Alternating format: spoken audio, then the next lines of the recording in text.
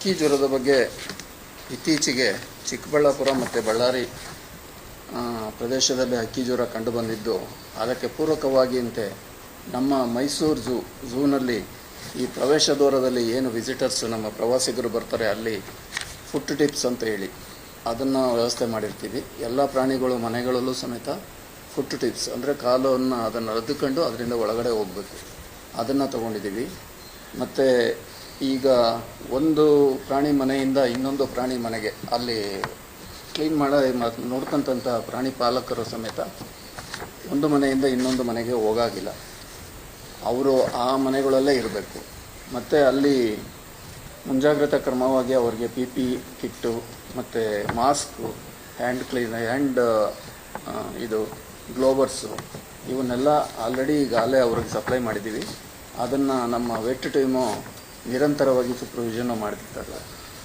ಈಗ ಅದಕ್ಕೆ ಎವ್ರಿ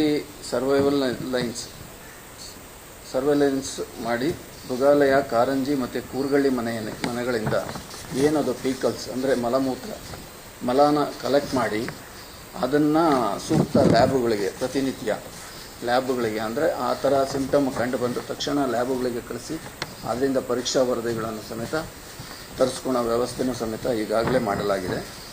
ಹಾಗೂ ಈಗ ಏನು ಕೆಲವು ಮಾಂಸಾಹಾರಿ ಪ್ರಾಣಿಗಳಿಗೆ ಚಿಕನ್, ಕೋಳಿ ಮಾಂಸವನ್ನು ಕೊಡ್ತಾ ಇದ್ದೀವಿ, ಅದ್ರ ಬಗ್ಗೆ ಹೇಳಬೇಕು ಅಂದರೆ ಈಗ ನಾವು ಜೀವವಿರೋ ಕೋಳಿನ ಪರ್ಚೇಸ್ ಮಾಡಿ ಅದನ್ನು ನಮ್ಮ ವೆಟ್ ಟೀಮು ಆರೋಗ್ಯಕರ ಬಗ್ಗೆ ಚೆಕ್ ಮಾಡ್ತದೆ. ಚೆಕ್ ಮಾಡಿದ ನಂತರದಲ್ಲಿ ಅದನ್ನು ಸ್ಕಿನ್ಲೆಸ್ ಮಾಡ್ತೀವಿ. ಸ್ಕಿನ್ಲೆಸ್ ಮಾಡಿದ ನಂತರ ಪೊಟ್ಯಾಷಿಯಂ ಪರ್ಮಾಂಗನೇಟ್ ಇದರಲ್ಲಿ ಅದನ್ನು ವಾಶ್ ಮಾಡಿ ನಂತರದಲ್ಲಿ ನಾವು ಸಂಬಂಧಪಟ್ಟ ಪ್ರಾಣಿಗಳಿಗೆ ಆ ಆಹಾರನ ಒದಗಿಸ್ತಾ ಇರ್ತೀವಿ. ಆದ್ದರಿಂದ ಇಲ್ಲಿವರೆಗೂ ನಮ್ಮ ಝೂನಲ್ಲಿ ಈ ಹಕ್ಕಿ ಜ್ವರದ ಬಗ್ಗೆ ಇಲ್ಲಿವರೆಗೂ ಯಾವುದೇ ಒಂದು ಇದು ಸಮೇತ ಕಂಡು ಬಂದಿಲ್ಲ.